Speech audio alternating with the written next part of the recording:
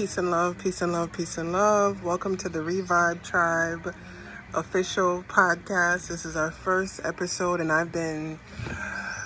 just been wanting to do this episode about this very topic for so long now, but life has been busy, keeping me busy, and a lot of things going on.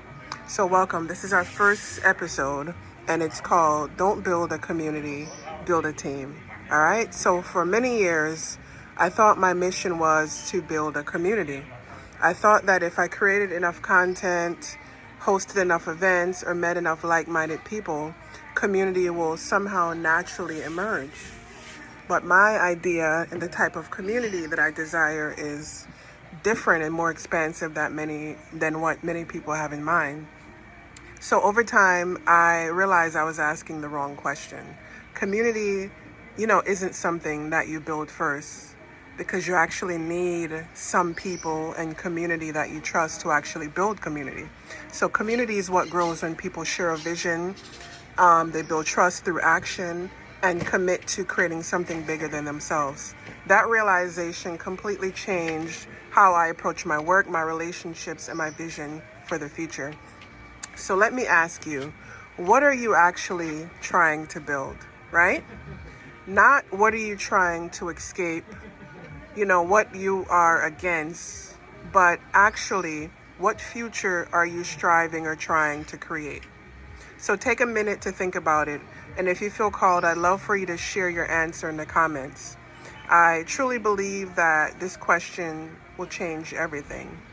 By focusing on what we want to create instead of what we're trying to avoid or get away from, opens up a new level of possibility and puts our focus more in a positive light, and it would go further to help us create what it is that we desire by focusing on what we want to create instead of what we're trying to get away from or avoid.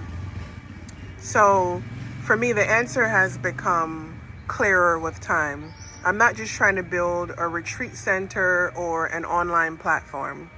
Through my work with Motherful Colombia, I'm working towards creating spaces for healing, sisterhood, and ultimately a matrilineal eco-village in Colombia, a place where women, children, families, and the larger community can come and thrive and experience, deeper connection, community, and relationships with one another and obviously with the earth.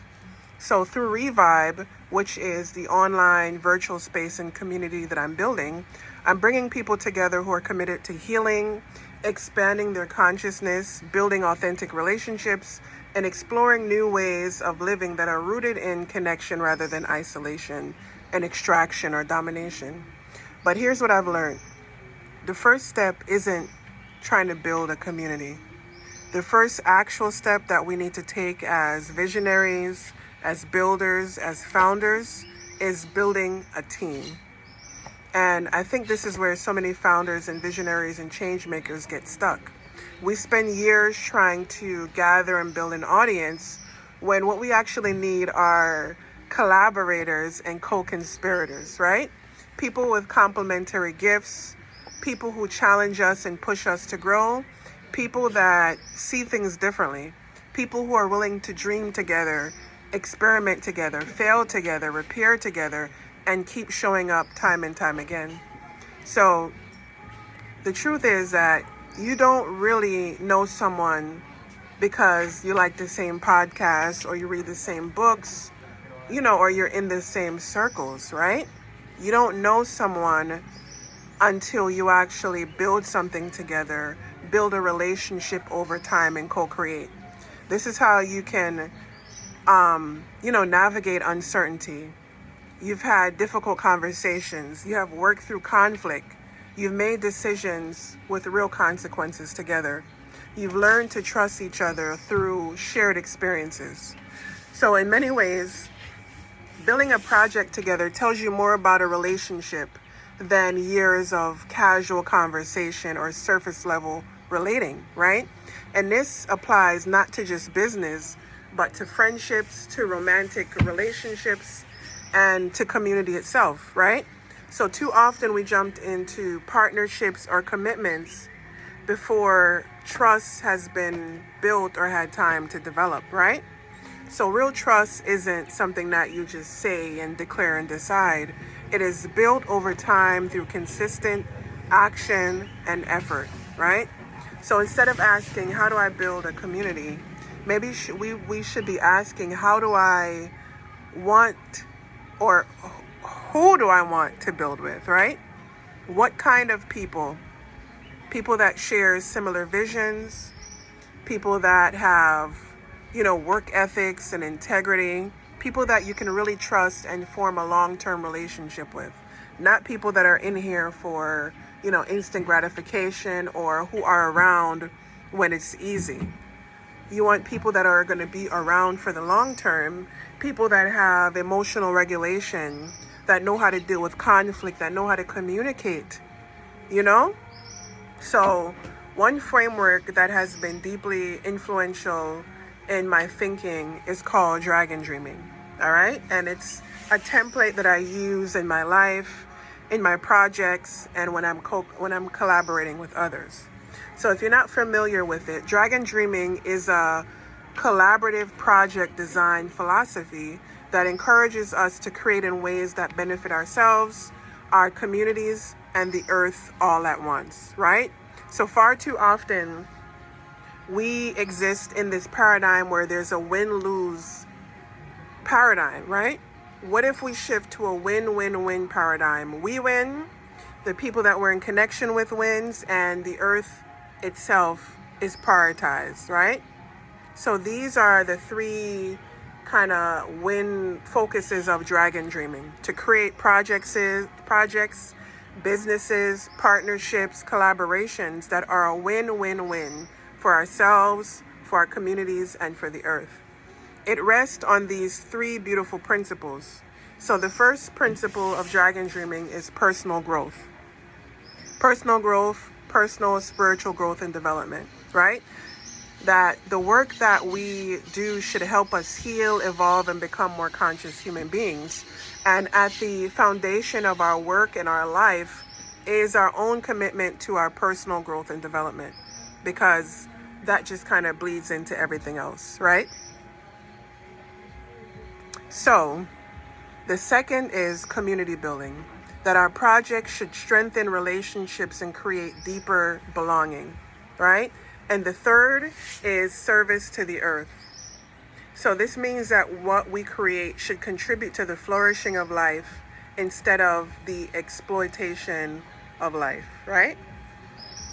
So just imagine if every business, every school, every government, every nonprofit, and community organizes itself around these three principles, right?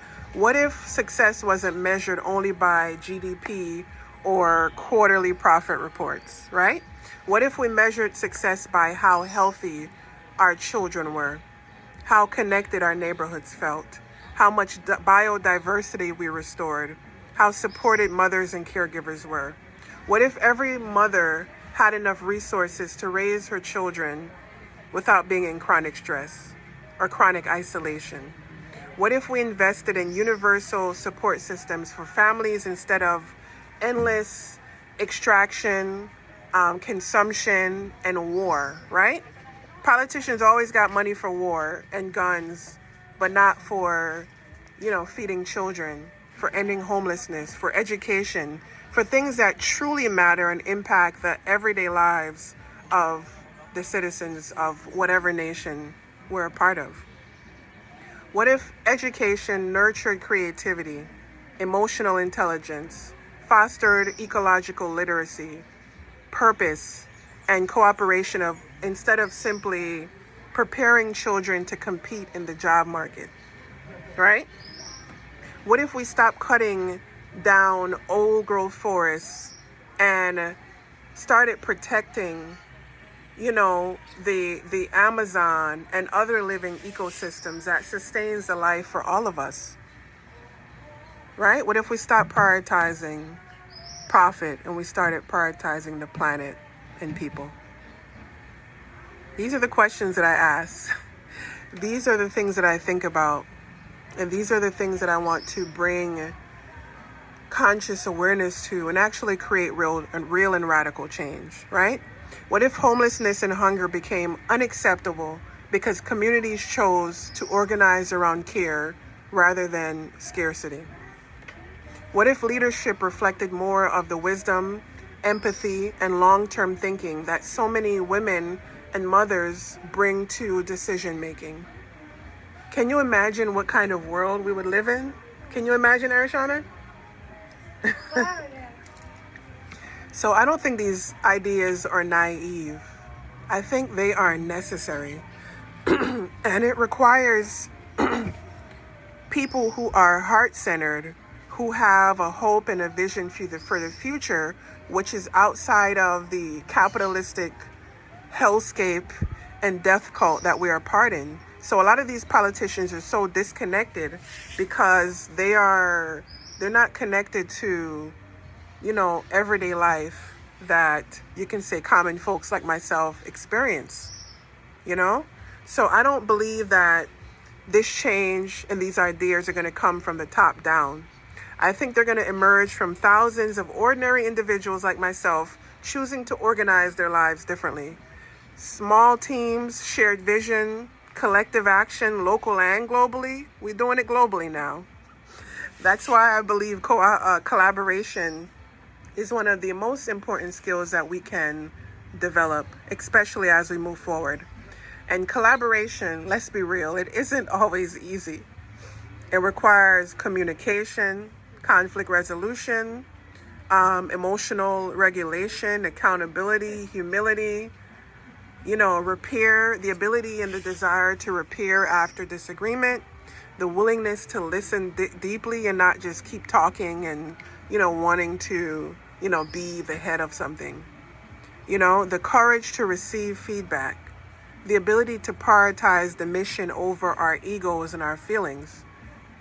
Honestly, these are skills that every human being needs, whether you're building a business, raising a family, or creating a community. So let me ask you another question. If you could gather 3 aligned people anywhere in the world and build something together, what would you create? And remember the three principles. Whatever you create has to be a win-win-win. Win for yourself, because whatever service or project or thing you're offering, you want reciprocity, right? And then it must be a win-win-win for the people that you're involved with or collaborating with, and then also a win for the planet. It says transmission is unstable due to a weak network connection. So let's find a better connection.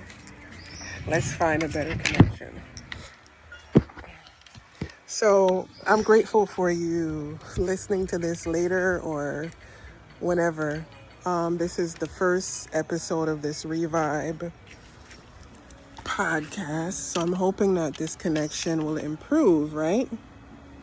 So I'd really genuinely love to know, what would you create if you had a team, if you had a capable team of people that had those skills that I mentioned, right? For me, that's exactly the season I'm in. I'm actively looking to connect with women and also men who have a vision for their lives and want to co-create something meaningful. So, and I say women because I recently wrote a Substack and I've been just reflecting on my path and my journey, and I'm a woman.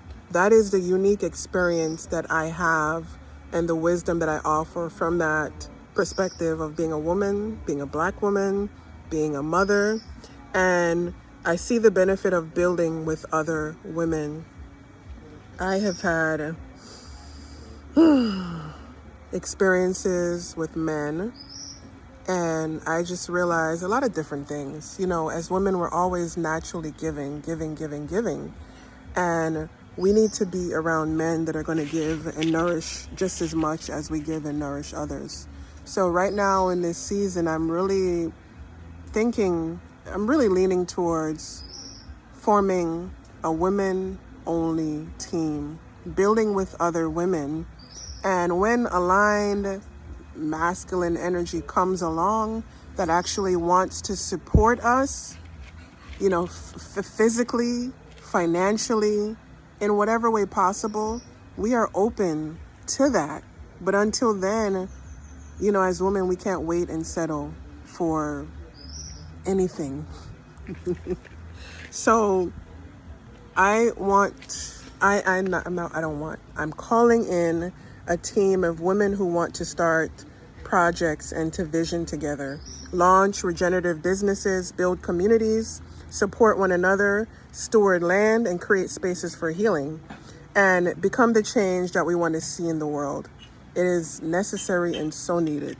So that's part of what I'm cultivating here through Motherful Columbia. I'm inviting women to come spend time here through retreats, weekly immersions, a residency, like artists and healing residency experiences, to slow down, to reconnect with nature, and to build genuine relationships and explore what becomes possible when we move beyond networking and into true collaboration and sisterhood. So, and this is not because I have all the answers. It's because I believe that we learn and we build as we move forward, right? So it's kind of like, I don't know, what would you call that? Project-based learning, right? So I have different ideas and visions for Motherful Columbia and also Revibe. And I realize it takes so much work to build something as a one-person team. So I'm looking for aligned partnerships and people that want to build something meaningful that is rooted in community, healing, reciprocity, regeneration of the earth, and regeneration of the human spirit, because it's a doozy down here on earth. It's challenging. We signed up to be here, but it doesn't mean that we have to do this thing called earth life alone, right? And, when I zoom out even further, I see something much bigger. I don't think the future is one giant eco-village where everyone lives in the same place. I don't think it's one perfect movement or one charismatic leader. Been there, done that. That shit doesn't work. I think it's a living network, like mycelium beneath a forest. If you've ever studied mycelium, you know that beneath the surface there is an intricate web connecting the trees, the plants, and the ecosystem, and they're quietly sharing nutrients, information, and support, right? What if we had a global mycelium network like that, where we can all stay connected, we can motivate, support each other, share resources, all the things. That is what I've envisioned with Revibe and also the eco-village that I'm calling in the resources to build here in Colombia. Imagine a network of eco-villages and communities and regenerative projects globally, right? So on the surface with mycelium, everything might look separate, but underground, everything is connected. So we're looking to build that underground network, right? So that's how I imagine the future.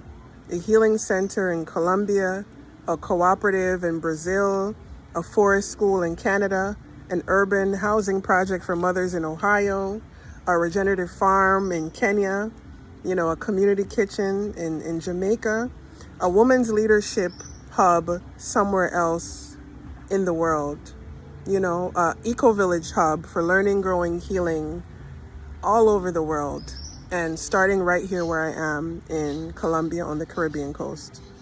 So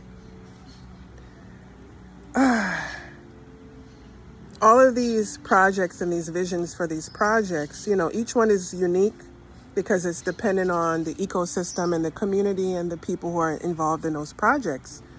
But each one is rooted in local culture, and each one is solving local problems.